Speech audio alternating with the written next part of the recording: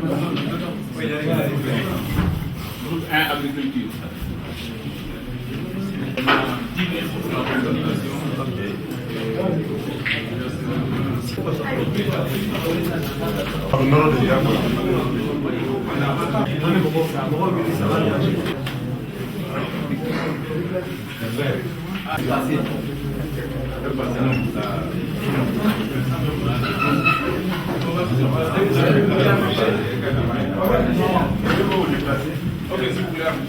Mana? Nama video ni mari kamu pakai ni rasa.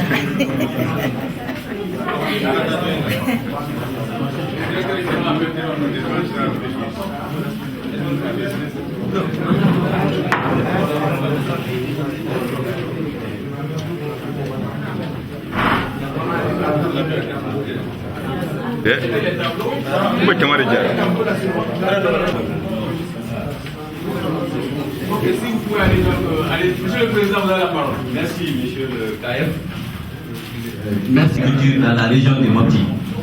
Bon, nous avons eu comme canevas de travail la présentation d'abord des potentialités, les contraintes, aussi les solutions, les niveaux de responsabilité, les priorités et les solutions que nous avons envisagées. Donc, comme nous avons commencé vraiment très tardivement ce matin le travail, nous avons commencé le travail juste vers les environs de midi. Donc, ça ne nous a pas permis vraiment de travailler comme il faut dans l'ensemble des contraintes. Donc, sur ce, vous nous excusez pour le peu qu'on a fait, mais avec la permission des assistants de plénière, vous allez nous compléter. Donc, avec votre permission, je donne la parole au rapporteur pour nous rapporter de ce que nous avons eu à faire. Je vous remercie. Les rappels des filières portées dans la région de Mopti. Monsieur, bonsoir l'assistance. Bonsoir l'assistance. Je vous excuse. J'ai raison, non? Allez. Voilà. Bon, on a eu à travailler sur un canevas de travail. Là, on a commencé avec le rappel des filières portées dans la région de Mopti. Comme potentialité par rapport aux filières, les trois principaux filières, le mil, le riz et le sorgho. Les filières émergentes, on a aussi quelques filières émergentes comme le fonio, le sésame, le niébé, le maïs, oseille, arachide, etc. Bon, comme contrainte entrevant le développement des filières, on a l'insuffisance et l'irrégularité des pluies, l'état d'approvisionnement des sols, les sous-équipements des producteurs, l'enclavement des zones de produits, l'ouverture d'une école d'encadrement, la commercialisation des produits, les prix standards, la libération des marchés. Les communautés, services techniques, projets et programmes. Et les progrès favorables sont permanents. Comme source de financement, on a comme État, collectivités, partenaires techniques et financiers, les producteurs, etc.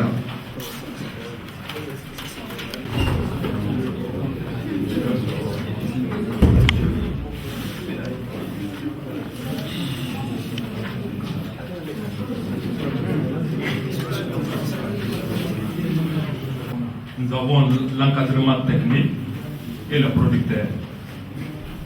Donc, sur une période, donc, les activités par rapport à ça doivent être permanentes. Donc, les sources de financement sont des producteurs d'État. Donc, comme résultat attendu, nous avons effectivement les sols sont fertilisés.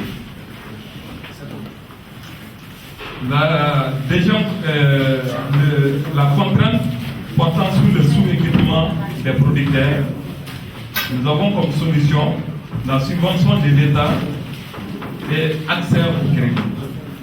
Donc, comme responsable, nous avons l'État, les PTF, il faut attendre là les partenaires techniques et financiers, et cette activité doit être permanente. Donc, comme source de financement, nous avons les producteurs, l'État, les microfinances et les parcs. Donc, comme résultat attendu, nous avons les producteurs et les producteurs. Le résultat attendu, les producteurs sont équipés. Donc, par rapport à la contrainte portant sur le faible taux d'adoption des technologies nouvelles, nous avons initié la sensibilisation des paysans par rapport à l'adoption des techniques et par rapport à la source de financement prioritaire. Donc, les résultats par rapport à ça, les champs de riz sont. Donc, c'est pour dire, en fait, on n'a pas pu effectivement terminer toutes les personnes. Donc, ça, c'est un peu à mi-parcours, ce que nous avons pu concocter pour vous, pour vraiment présenter en plein air.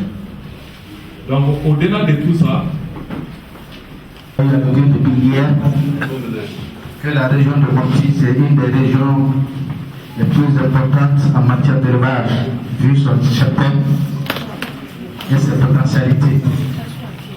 Donc je vais passer la parole au rapporteur. Et le tableau est en colonne. Il y a de potentialités, une première colonne de potentialités. La deuxième colonne, c'est les contraintes. Les perspectives, la troisième colonne, c'est les perspectives et les recommandations. Je sais que je vais demander la permission au président. On serait un peu long parce que. Mon groupe et moi, nous nous sommes occupés de la filière élevage de la région de Mopti. Nous avons même choisi un thème, la contribution des sous-filières porteuses de l'élevage dans le développement intégré de la région de Mopti. Sur ce, nous avons divisé le programme. Le premier programme en 3 parties, les potentiels, les contraintes et les perspectives et recommandations. Maintenant, les potentiels. La région de Mopti a un effectif important et varié du cheptel. Un pâturage très riche et varié d'un point d'eau, fleuves, lacs, mares, etc. Existence d'infrastructures de santé et de produits, existence d'une carte pastorale, existence des textes réglementaires, existence de produits très variés de l'élevage, le lait, la viande, les cuirs de peau, la laine, le miel, les œufs, la chair, les chairs disons, excusez-moi. Existence de l'organisation professionnelle. Ça c'est en quelque sorte les potentiels de l'élevage dans la région de Mopti. Maintenant les contraintes. Il y a les systèmes et modes d'élevage, la dégradation, l'expropriation, l'accès difficile aux zones de pâturage, système de gestion, conflit, surpâturage, chaînon, anarchie, la régularité des aliments, l'ensablement, l'accès toujours difficile, mode de gestion, dégradation des berges, la vétusté des infrastructures, produits frauduleux, insuffisance et automédication. Manque de diffusion et l'application du contenu de la carte pastorale. Méconnaissance des textes et le non-respect des textes. L'insuffisance d'industrie de transformation. Faible production et productivité, la collecte, la transformation et la commercialisation. Mauvaise organisation, capacité limitée. La troisième partie, c'est les perspectives d'élevage, vulgarisation des hangars APES, les bottilleuses, des hanches-pailles, lutte contre l'ensablement, le creusement des puits et des mares pastoraux, l'aménagement des berges, l'augmentation des infrastructures et des équipements d'élevage, sensibilisation et lutte contre l'auto. Améliorer, vulgarisation du petit élevage, lapins et volailles, désenclavement des lieux de production, création des unités de transformation, redynamisation des organisations professionnelles, services techniques, les projets et les programmes, les privés. Le groupe 4 a pu faire depuis ce matin. En fait, le travail qui était consigné était pareil à tous les groupes. Donc, à cet effet, le groupe 4 a pu identifier les potentialités touristiques de la région. Comme potentialité, nous avons la nature et puis les événements culturels. Nous avons aussi la réserve des éléphants et du guide. L'hospitalité des populations. Il faut savoir que la région est vraiment accueillie pour accueillir les touristes, les étrangers. Existence d'un artisanat d'art riche et varié. La position carrefour de la ville de Mopti. Existence d'une perspective originale. Aussi, le tourisme est perçu dans la région comme un moyen de lutte contre l'exode rural par la création d'emplois. On a aussi sur notre territoire un site classé sur la liste des patrimoines mondial. C'est le site Ramsar qui enveloppe toutes les parties d'île depuis Sévou jusqu'à l'entrée de Tombouctou. On a aussi les traversées des bulles. Est-ce qu'on peut arrêter, on va vous écouter d'abord? Si vous avez dans les bails, ça c'est les potentialités touristiques de la région. Par rapport à ces potentialités, on a pu identifier des contraintes. Les contraintes, on les a classées par ordre. Nous avons des contraintes d'ordre organisationnel et des contraintes d'ordre institutionnel, des contraintes d'ordre technique et en fait des contraintes d'ordre socio-économique. Comme contrainte d'ordre organisationnel, il y a dans la région une organisation des acteurs du tourisme. Le monde le sait, les acteurs du tourisme sont mal organisés. Donc, comme solution, on a proposé une organisation des missions de contrôle et d'assainissement du secteur par l'OMATO et la police. Suivi à 4% du produit intérieur brut du Mali. Maintenant, au niveau régional, il y a certaines activités et certains intervenants dans le domaine. Par rapport à l'activité, nous avons l'activité, les pêcheurs. Nous avons au niveau de la région de Mopti 280 000 pêcheurs professionnels. La pêche nourrit au niveau de la région de Mopti 33 000. Au-delà de ces 33 000 ménages, il y a aussi des ménages qui sont nourris par la pêche, qui ne sont pas statistiquement évalués. Il s'agit tel que les fabricants des matériels de pêche et qui nourrissent des familles avec ça, qu'on ne peut pas évaluer parce que c'est un peu informel. On a aussi dégagé la quantité moyenne annuelle de production poisson qui s'élève à 75, c'est lui qui évalue un peu 75 000 tonnes à 1000 francs le kilo, ça fait des milliards de gens pour l'année. Donc, aussi comme potentialité, nous avons l'existence de 2 unités de production de glace pour la conservation du poisson. Une unité à Mopti et l'autre à Sévaré. Ça, c'est quelques potentialités. Au niveau des structures d'encadrement, des projets d'encadrement, nous avons la direction régionale de la pêche, nous avons le fonds de développement au Sahel, FODESA, nous avons le projet de compétitivité et de diversification agricole, PCDA, nous avons le projet d'appui au système agricole du Mali, par exemple, et nous avons le centre régional de recherche agronomique, nous avons le projet d'appui aux collectivités rurales, PACR, certaines ONG. Aussi, il y a des organisations socio-professionnelles aussi qu'il ne faut pas négliger. Il s'agit des sociétés coopératives, des associations, des fédérations, des unions, des GIE, des conseils de pêche.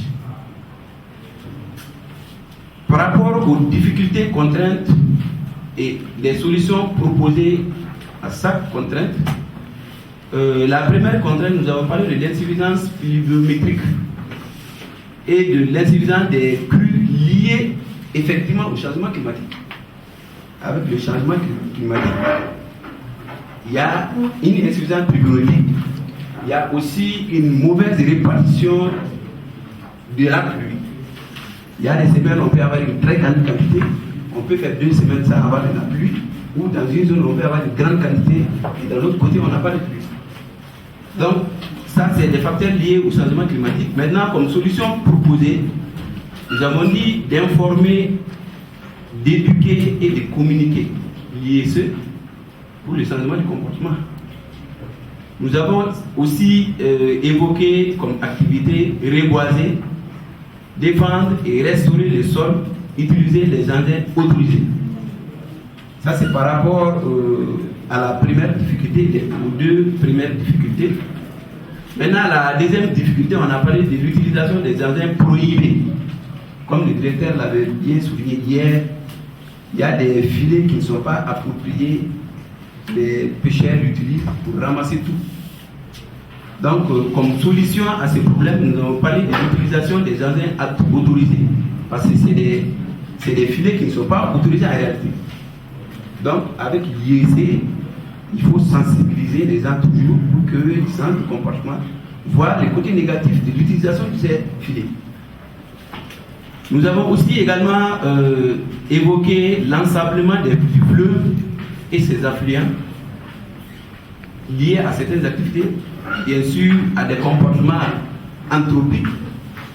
Donc comme solution, nous avons aussi évoqué le désensabler, protéger et aménager les perches.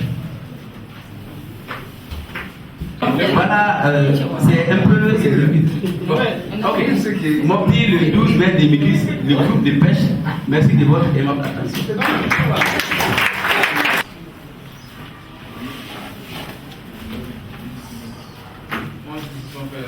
Je suis Diabati.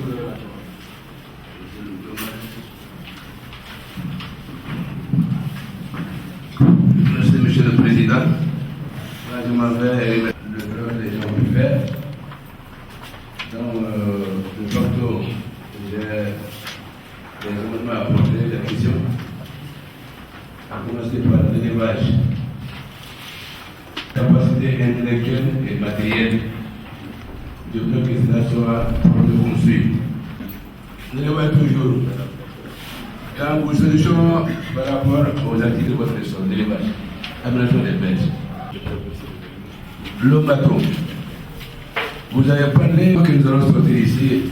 En réalité, moi, je m'attendais à comprendre les perspectives d'industrialisation des secteurs, les perspectives d'industrialisation liées au secteur de développement dans la région de Mopti. En fait, je me disais peut-être au niveau de cette structure, c'est-à-dire la direction régionale de l'industrie, il y a des études préalables pour nous dire au niveau de la région de Mopti, dans tel secteur, il est intéressant d'aller vers l'industrialisation dans ce sens. C'est les impacts, c'est les intérêts. Donc un plan dans ce sens, un plan d'action. Bon, dans les exposés aussi, dans le résultat, dans le rapport du groupe qui a été présenté, jusque-là, je reste sur mes fins en réalité. Je n'ai pas pu voir concrètement ces éléments. En fait, je me dis au niveau des secteurs primaires, c'est-à-dire les secteurs de développement, ce qui est important est désormais dans l'économie, dans nos économies, c'est effectivement les perspectives d'industrialisation. Quoi qu'on en dise, il est important de se penser vers cet aspect-là en réalité. Donc j'avais une grande attente non comblée en réalité, je m'excuse de l'expression, au niveau du secteur de l'industrie. Donc jusque-là, et voilà, et si éventuellement le présentateur a des éléments de réponse dans ce sens, ça me fera plaisir, ça me permettra de mieux comprendre les perspectives d'industrialisation qui sont liées au secteur porteur dans la région de Mopti. Merci. Des langues nationales. On se plaît à dire transcription de langue, mais est-ce que nous connaissons ceux qui sont alphabétisés? Est-ce que nous connaissons vraiment les Maliens qui sont alphabétisés? Là, je rejoins l'idée de Machine. Il ne suffit pas seulement d'être alphabétisé, mais combien de Maliens aiment la lecture? Parce que il faut que l'on soit un peu très prudent dans ce secteur. Pour éviter de créer des sentiments de frustration. C'est quand l'individu est frustré, il se rétracte. Quand il se rétracte, il devient mitigé. Il ne dit pas entièrement ce qu'il pense. Et c'est comme j'ai toujours eu à me battre pendant que j'étais en activité sur le fait de donner les groupes Nyogolon pour faire du théâtre, mais les gens ne voient que l'aspect comique. Alors que cet argent qui a servi pour financer le groupe Nyogolon par-ci par-là, cet argent, si on le mettait à la disposition des collectivités territoriales et des autorités administratives, avec les radios locales, on aurait sensibilisé les populations et avoir eu plus d'impact. Parce qu'avec les radios locales, avec peu de moyens, vous pouvez, une radio peut tous les jours diffuser et transcrire ce que j'ai. Donc là, c'est un peu plus positif que les groupes. Les gens ne voient que l'aspect comique. Hein. Et j'ai été réconforté d'apprendre, cette année, quand le ministre de l'administration faisait le point du rappel, de dire que l'information, la sensibilisation n'a pas marché parce que les gens n'ont retenu que l'aspect comique des groupes Nyogolon. Évidemment, c'est leur chance, c'est leur marabout qui marche bien, tout le monde a recours à eux. Donc, il vaut mieux recourir aux radios locales et mettre ça à la disposition des gens, et là, le message passe plus et tous les jours. Ça, c'est le premier aspect. Quelqu'un a parlé, si on a fait l'état des lieux du fleuve Niger. Là, je pense qu'il y a l'autorité du bassin du fleuve Niger qui est déjà fonctionnelle et qui a même commencé déjà à travailler. Et je pense que pour que cette autorité soit mise en place et qu'elle soit fonctionnelle, c'est que déjà elle a un préalable, c'est-à-dire l'état du lieu du fleuve Niger, parce que tout le monde est conscient de l'état du fleuve Niger depuis son embouchure à Guinée jusqu'à la fin au Nigeria, là où il rentre dans la mer. Tout le monde est conscient de cela. Et j'ai vu des cartes satellitaires quand on faisait l'étude du barrage Taoussa en 1976. J'étais commandant-chef du gouvernement Rabouche. Le fleuve de Niger, inéluctablement, si on ne prend pas de dispositions, il va carrément disparaître. Parce que quand tu vois de 1956 à 1976 l'évolution satellitaire du fleuve Niger, tu es effaré. Tu vois carrément qu'il est en train de partir, de finir. Donc là, je pense, là, ça fait prendre la préoccupation. Bon, ça c'est une question de formulation. Il y a quelqu'un qui a dit orienter les collectivités locales. Je dirais plutôt inviter les collectivités territoriales que de les orienter. Bon, donc, vous parlez souvent des réserves des éléphants du Gourmand. Il n'est pas d'en faire allusion, mais ce n'est pas l'apanage seulement de la région de Mopti. Hein. La réserve des éléphants du Gourmand appartient bien d'abord à deux États, le Mali et le Burkina, et plusieurs régions sont impliquées, la région de Mopti plus la région de Tombouctou. Et Gao, parce qu'ils vont vers Intilit, c'est un périple qu'ils ont. Donc là aussi, je pense qu'il faudrait un peu de prudence dans la formulation, mais je pense qu'avec l'expérience du président qui vont voir, vous allez trouver les formulations. Bon. Les conflits, malheureusement, on n'a pas évoqué.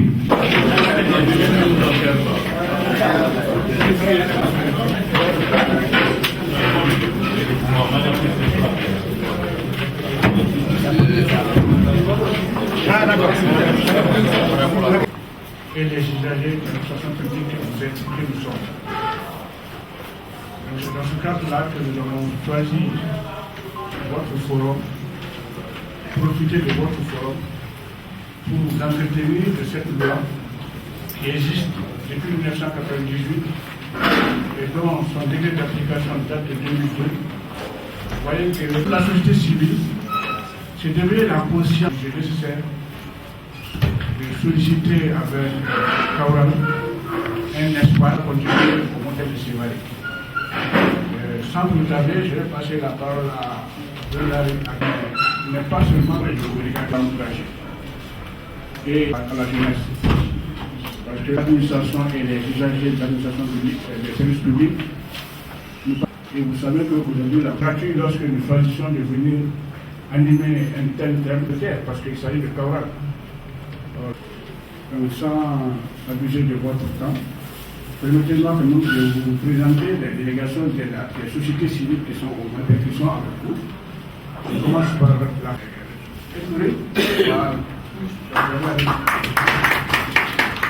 vous avez vu la Sikasso, beaucoup qui est en route, il y a Gao, il y a Kidal. Donc vous voyez que ce n'est pas un but civil. Donc ils doivent rentrer sous peu parce qu'ils ont eu un retard au niveau du bac hier soir. Donc à tout ça, je passe à la et je vous demande vraiment de s'élever, on se déplace.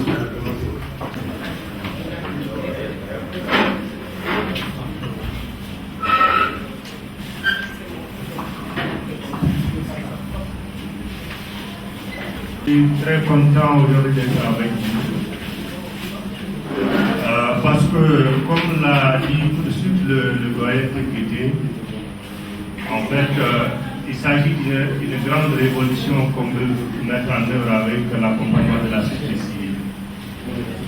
Une grande révolution parce que, justement, il s'agit d'associer l'ensemble des acteurs à la mise en œuvre de la politique publique. Et qui dit association dit prise de part, prise de rôle. C'est-à-dire que chacun des acteurs aura un rôle à jouer dans la mise en œuvre de ces politiques. Dans ce sens, avons-nous. Et dans le monde, à part quelques pays, il n'y a pas de pays spécifiquement aujourd'hui qui ont un arsenal de ce genre. Donc c'est important, peut-être qu'il y a des failles qu'il faut corriger au fur et à mesure, mais peut-être qu'avec le peu dont on dispose, il faut essayer de voir ce qu'on peut faire.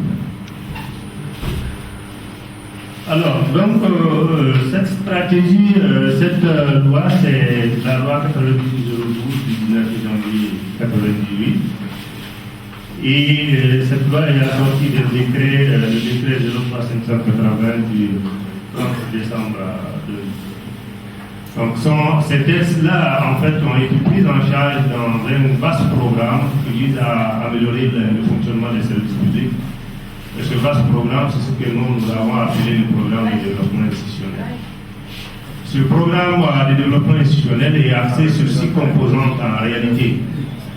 Et ces 6 composantes ont une forte connexion, un fort lien, pour faire en sorte que ça soit la qualité du service soit améliorée dans sa globalité. Ce programme-là, c'est cette 6e composante-là qui vise à spécifier davantage la loi 98/02 et son décret d'application, parce que la 6e composante est basée sur la communication et les relations avec les usagers. Comment faire en sorte que les relations entre les administrations et les usagers soient améliorées.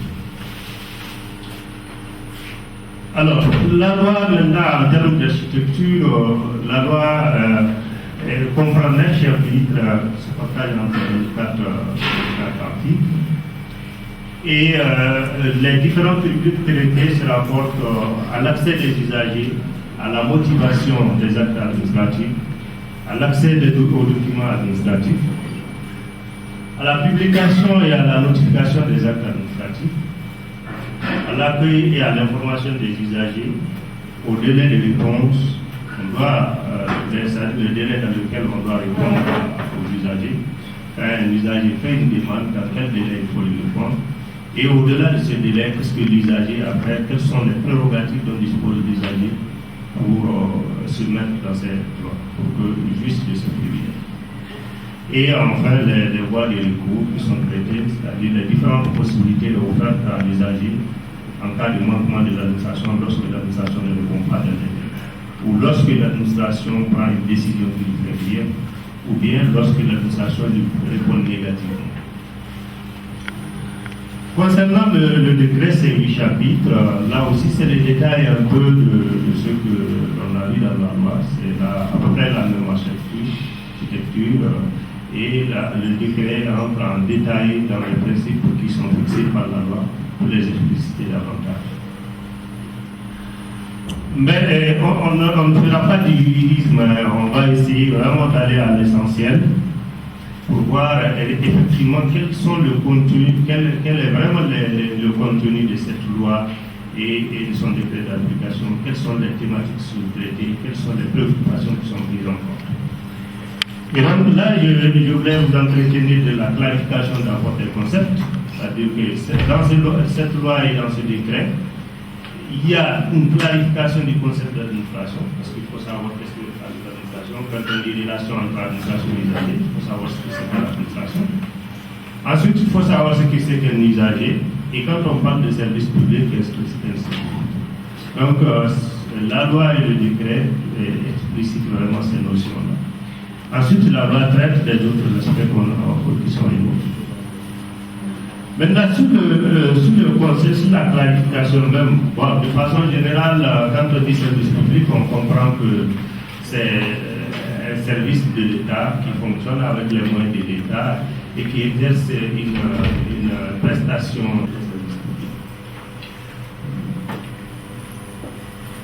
Mais qu'est-ce que la loi malienne dit? C'est-à-dire que quand on prend le dispositif juridique malien, qui est axé sur la loi 94/01 du 22 mars, et cette loi-là fixe les principes de création des services publics, les principes d'organisation, de gestion et de contrôle des services publics au Mali. Et donc cette loi classifie les services publics en un certain nombre de catégories. En fait, les catégories auxquelles se réfère cette loi-là se retrouvent dans la loi 90 de l'État, les services de collectivité territoriale, les organismes personnalisés, c'est-à-dire les établissements publics, les services qui exercent vraiment une mission d'intérêt général. L'exercice des services est vraiment une mission de service. Et donc, même les collectivités territoriales, quand on dit administration, vous comprenez au sens de cette loi-là que les collectivités territoriales font partie de l'administration. Alors, cet article a été effectivement clarifié par notre article, l'article 3 du décret, qui fixe vraiment, qui cite carrément les catégories de services publics qui appartiennent à l'administration. Donc, on a les services de l'administration centrale, les services régionaux, les services rattachés, les services extérieurs. Peut-être qu'il faut donner un exemple par rapport à ces services-là, parce que quand on dit service de l'administration centrale, qu'est-ce que ça veut dire? Ça veut dire qu'un exemple de service central, c'est une direction nationale. Par exemple, les services de l'administration centrale, c'est des services qui sont situés au niveau central et qui ont une compétence nationale. À côté, il y a les services régionaux et sous-régionaux. Ça, c'est par exemple le gouvernorat du district. Ça, c'est le gouvernorat de Mopti, par exemple. Ça, c'est le service régional. La direction régionale de la pêche, la direction régionale de l'agriculture, tout ça, c'est ce qu'on appelle les services régionaux. C'est des services qui sont placés généralement au niveau de la région et qui ont des compétences régionales. Et les services sub-régionaux, c'est des services qui sont en dessous des régions, c'est-à-dire les services du centre, par exemple, et les services qui sont au niveau communal. Donc, c'est ce qu'on appelle les services sub-régionaux. Les services rattachés, c'est des services qui peuvent être soit rattachés au niveau national, soit au niveau régional. Par exemple, les projets. Souvent, il y a des projets qui sont rattachés à des directions, c'est ça qu'on appelle les services rattachés. Donc, c'est des services qui ont une compétence logistique, de gestion, fonctionnelle plutôt, mais qui sont dotés d'un certain nombre d'une liberté de gestion. Donc, compte tenu de la spécificité, on leur permet de se gérer en fonction des moyens qui sont disponibles.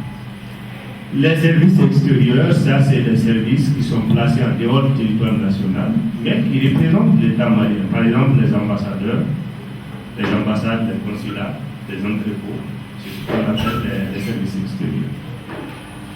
Donc tout ça, ça fait partie des services publics, ça fait partie de l'administration. Ensuite, il y a les services personnalisés. Les services personnalisés, c'est toute une gamme. Parce que dans ces services personnalisés, vous avez les établissements publics. Et même dans la catégorie des établissements publics, vous avez 5 catégories. Vous avez les établissements publics à caractère administratif, les établissements publics à caractère industriel et commercial. Comme établissement public à caractère administratif, on peut donner le cas de, par exemple, de droit terme. C'est un EPA. Établissement public à caractère industriel et commercial, c'est un exemple de la Poste. Établissement public à caractère scientifique, technologique ou culturel, un exemple c'est par exemple l'université de Bamako, c'est des structures qui sont dédiées à la recherche et à la formation. Un autre exemple c'est l'IR, par exemple l'Institut d'économie rurale. Donc ça c'est des établissements publics à caractère scientifique. Vous avez aussi les établissements publics à caractère professionnel. Donc ça, c'est par exemple la chambre de métier, la chambre de mine, la chambre d'agriculture. Donc c'est ce qu'on appelle les établissements par étapes. On s'est dit que pour mettre en place ce dispositif-là, il va falloir passer par des étapes, sensibiliser les gens, se baser sur une approche expérimentale. Et donc c'est pour cela qu'on a choisi 6 structures qu'on a nommées des structures pilotes. C'est des services de l'État qui ont été choisis sur la base d'un certain nombre de critères. Et surtout le critère de fréquentation des usagers. Et donc ces services-là, c'est d'abord la direction générale des impôts, parce que pratiquement tout le monde paye ses impôts là-bas. Ensuite, il y a la direction nationale du commerce et de la concurrence, parce que tous les commerçants ont des rapports avec cette direction. Il y a la direction nationale de la fonction publique, parce que c'est cette direction qui gère tous les dossiers des fonctionnaires. Il y a la mairie de la commune 3, parce que là c'est la commune 3 du district de Bamako, qui reçoit vraiment beaucoup d'affluents. Il y a le cercle de Kati, parce que là tous ceux qui ont des problèmes, pour ceux qui connaissent un peu la situation de Bamako, pratiquement tous les Bamakois ont des affaires au niveau de Kati. Et enfin il y a la direction générale des douanes. Parce que là, c'est pratiquement tous les commerçants qui amènent des marchandises, ou bien ceux qui apportent leurs véhicules sont obligés de passer par cette structure. Donc, ces 6 structures-là ont été choisies pour expérimenter l'application de la loi de l'opposition des faits d'application en ce qui concerne l'aspect accueil et orientation du travail. Et donc, on a demandé à ce que ces structures-là mettent en place des services d'accueil pour que les usagers, on voit comment ils peuvent gérer les usagers. Et le CDI les accompagne, on verra tout ça dans le cadre de la stratégie. Alors, donc, c'est vraiment l'accueil de l'usager qui a été vraiment fondamental à ce niveau-là, au niveau de l'installation du bureau d'accueil dans ces services pilotes. Le rôle du bureau d'accueil, c'est quoi? C'est de faire un mouvement. Ce mouvement d'ouvrier dans le service à Malco qui donne des prestations de haute qualité. Enfin, en dialoguant, que ce soit au niveau de l'administration, que ce soit au niveau des usagers, il faut vraiment essayer de comprendre l'autre. Donc, parce que le dialogue n'est possible que lorsque les deux personnes s'écoutent, les deux parties s'écoutent. S'ils ne s'écoutent pas, là, ça risque d'être vraiment un problème. Donc, il faut toujours essayer de comprendre l'autre et de lui faire sentir que vraiment, il est compris, que vraiment, vous voulez résoudre son problème. Et vérifier si, effectivement, vous avez bien compris son problème, parce que si vous n'avez pas bien compris son problème, vous ne pouvez pas le rendre. Donc, voilà quelques éléments que je voulais partager avec vous par rapport à la loi 98-012 et son décret d'application. Monsieur le Président, voilà ce que je voulais dire. Je pense qu'au cours des débats, on aura approfondi certaines questions. Merci.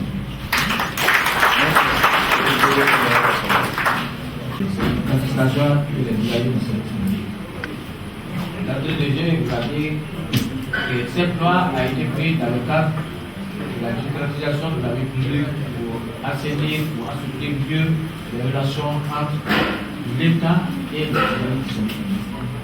Une autre tradition qui existait chez nous, les gens avaient peur de l'administration. Les relations entre l'administration et les usagers étaient empreintes d'une certaine défiance. était basé un peu sur la puissance qui était conférée aux animateurs de la publicité, aux administrations. Donc c'est pour un peu assouplir ces relations et comprendre que les citoyens comprennent que ces administrations qui sont là au à leur disposition sont là pour satisfaire une mission de service public, pour satisfaire les besoins des citoyens pour les prestations que l'administration devra avoir. Donc c'est améliorer la qualité de l'exercice des services publics dans le cadre de l'opération de la mairie. Pour ce faire, il a passé par comment accéder aux services publics par la création de points d'accueil au niveau des différents services. Il a eu à citer le cas de 6 services qui ont été pris comme élémentaires. L'accès aux citoyens à ce niveau-là, les motivations de l'accueil et l'information, les délais de réponse de droits de dépôt que les citoyens ont en cas de non-réponse d'une prestation demandée.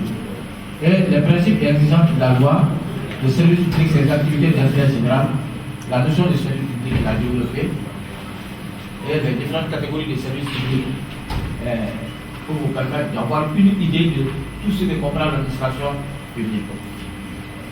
La définition de l'usager, c'est toute personne physique ou morale qui a un besoin d'une prestation de service public comme il a eu à monter. Et l'accès au service public, le caractère égalitaire de tous les citoyens, sans discrimination ni de race ni d'ethnie ni de religion, la création des points d'accueil, l'accès aux documents administratifs, le traitement des dossiers, les délais de réponse et l'intérêt du dialogue. Pour tout ça, c'est pour enseigner. Donc, nous allons ouvrir le débat pour une meilleure accessibilité des uns et des autres, des différents points de coopération qu'on peut réaliser. Je vous remercie. Donc, un certain nombre de questions. Maïga Mamadou, gestionnaire du patrimoine culturel. Donc, vous venez de parler, M. Maïga, de 6 composantes. Pourquoi le choix de la 6e composante?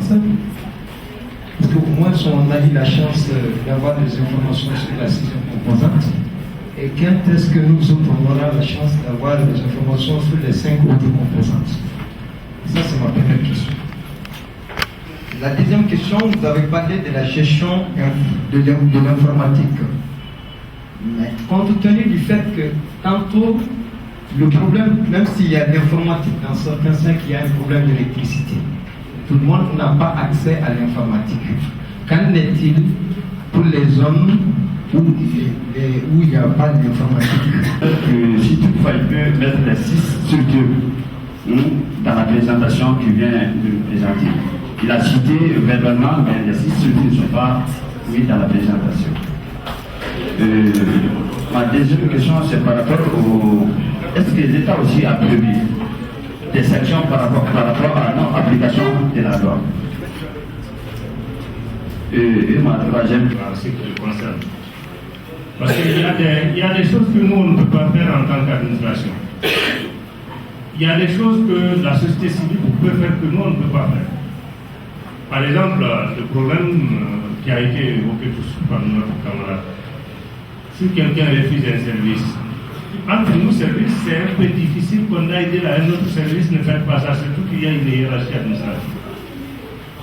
Mais si la société civile réagit, tout de suite il y a la réponse. Tout de suite il y a la réponse. Et la société civile est organisée pour ça. Donc je pense que vraiment ça c'est un aspect quand même qui est important. Maintenant, en revenant aux questions, par rapport à la première question, quelles sont les leçons tirées de l'expérimentation dans les 6 services de la stratégie? Je crois qu'on a eu des avancées, mais on a eu des difficultés aussi. Les avancées, c'est que quand même, ça a permis de voir les failles qui existent déjà dans la loi. Parce qu'on s'est rendu compte que la loi ne traite pas de toutes les questions et qu'il y a des questions importantes qui peut-être n'ont pas été abordées. Mais on a tiré la leçon qu'il faut aller avec ce qu'on a d'abord. Il faut aller. Si on arrive déjà à appliquer les principes qui sont édictés dans la loi, il y aura vraiment une amélioration de la qualité et en ce moment, on pourra revoir la loi en prenant tous les aspects qui n'ont pas été pris en compte. Ça, c'est une leçon tirée. L'autre leçon tirée, c'est qu'on a constaté qu'il est difficile de mobiliser l'administration. Il est difficile, quand vous êtes l'administration, c'est très difficile de mobiliser l'administration. Un moment, c'est ce qui a fait qu'à un moment, les partenaires techniques et financiers avaient demandé même que l'ancrage du commissariat au développement institutionnel soit au niveau de la primature. Pour faire en sorte qu'on puisse avoir une position assez, j'ai déclaré une petite difficulté.